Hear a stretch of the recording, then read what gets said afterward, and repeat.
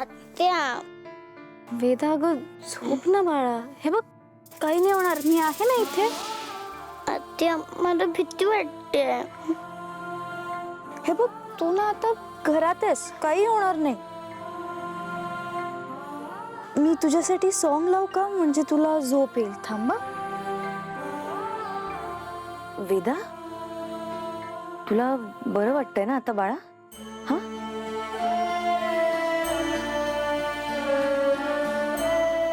वेदा मला सांग ना, तू तू बाहेर कशी गेलीस बाळा? तू काय पाहिलंस घराबाहेर त्या बाहुली? माया प्लीज आता तिला काहीच विचारू नकोस. वेदा तू मला तुझं फेवरेट सॉन्ग सांग, मी ते लावते.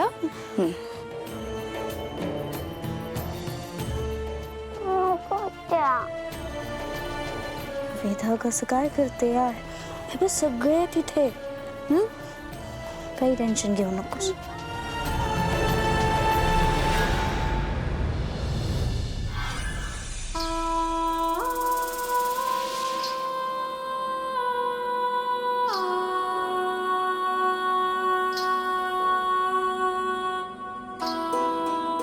वेदा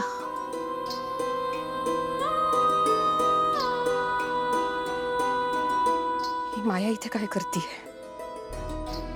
मगाशी हीच बडबडत होती वेदाला सोडणार नाही म्हणून. मीच काही केलं नसेल ना माझ्या वेदाला? हा नक्की काय प्रकार आहे ते सगळं शोधून काढावं लागेल.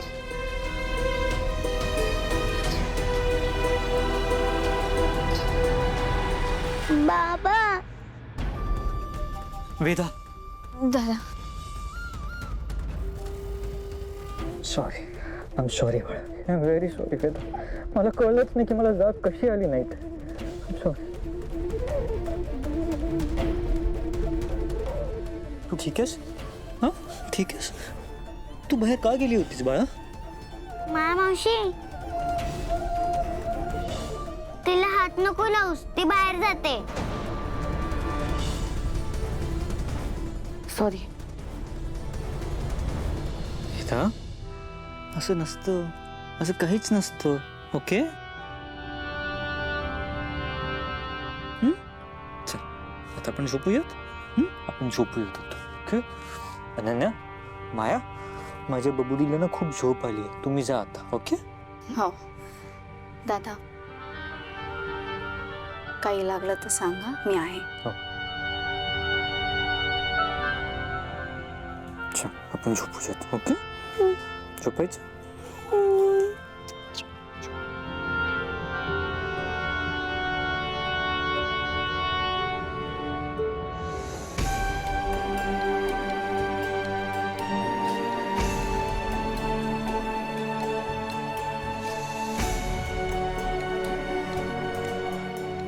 हो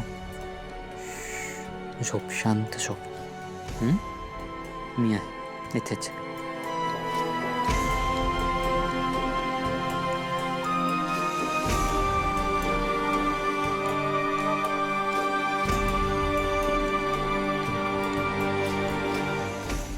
काय अरिष्ट लागले आपल्या कुटुंबाच्या मागे काही कळत नाही. किचन मध्ये गॅस काय लीक होतो. अथर्व आणि मीरा दिवाळीचा फराळ तयार करत असताना गरम तेलात पाणी काय पडतं. पण आज जे घडले ते या सगळ्यापेक्षाही भयंकर आहे. जे काही घडते त्यावर विश्वास ठेवणं खरंच खूप अवघड आहे. पण हे सगळं तुझ्या समोर घडलंय म्हणल्यानंतर विश्वास ठेवावाच लागेल ना. मंजिरी तू काळजी करू नकोस. आपण कुणालाही काही होऊ देणार नाही. दादासाहेब मंजिरी ताबडतोब मला भेटायला ये. नाही मला भेटायला ये मंजिरी. तू खूप मोठी संधी वाया घालवतेस. मला भेटायला ये. या क्षणी माझ्याकडे निघून ये. या क्षणी. अन्यथा माझा कोप होईल तुझ्यावर. लक्षात ठेव. या क्षणी माझ्याकडे निघून ये.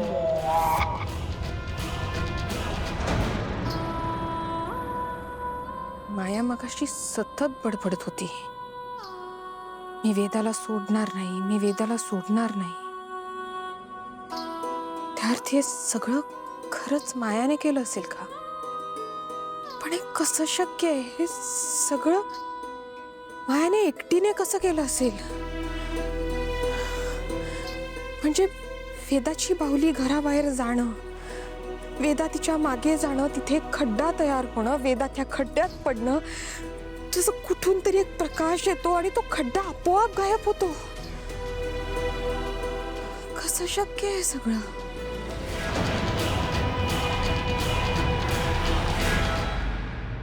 रामपुरे कुटुंबाच्या भल्यासाठी तू कायम मला साथ दिलेस मंजिरी. वेळप्रसंगी माझ्याही पुढे एक पाऊल जाऊन तू कायम तुझी जबाबदारी पार पाडलीस. मला विश्वास आहे यावेळी आपण आपल्या कुटुंबातल्या कुणालाही काही होऊ देणार नाही. मला भेटायला ये मंजिरी.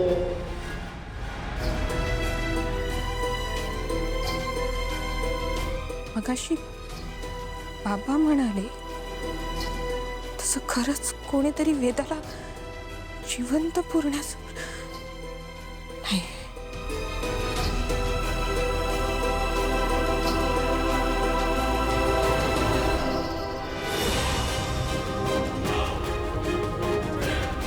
पण आईंचं वागणं विचित्र होतं फार.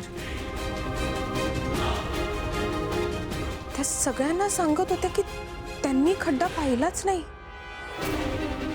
हे कसं शक्य? मी स्वतः त्यांना पाहिलं, त्या खड्ड्याच्या बाहेर उभ्या होत्या आणि तेव्हा त्यांनी आरडाओरडा केलाच नाही. जेव्हा त्या स्वतः खड्ड्यात पडल्या त्यानंतर त्यांनी सगळ्यांना हाका मारल्या. त्याआधी त्या फक्तच उभ्या होत्या बघत.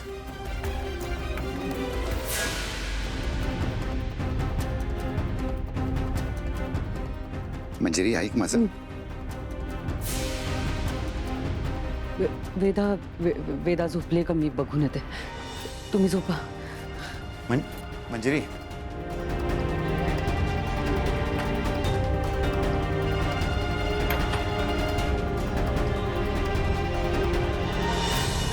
सगळ्यात आधी मंजिरीला या धक्क्यातून बाहेर काढावं लागणार आहे.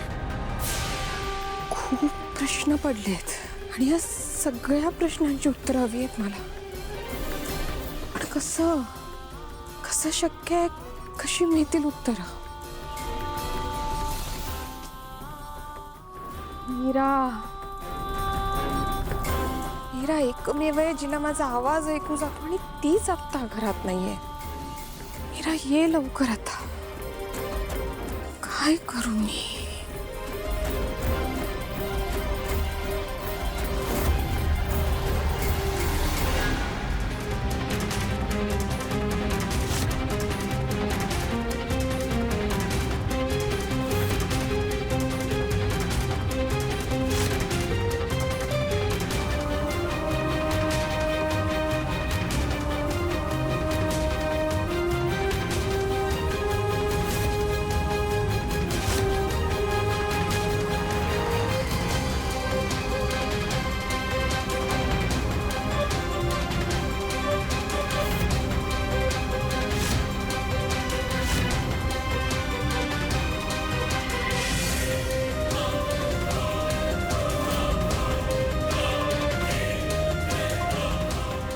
इतकं होऊ नये. आई पुन्हा बाहेर चालल्यात.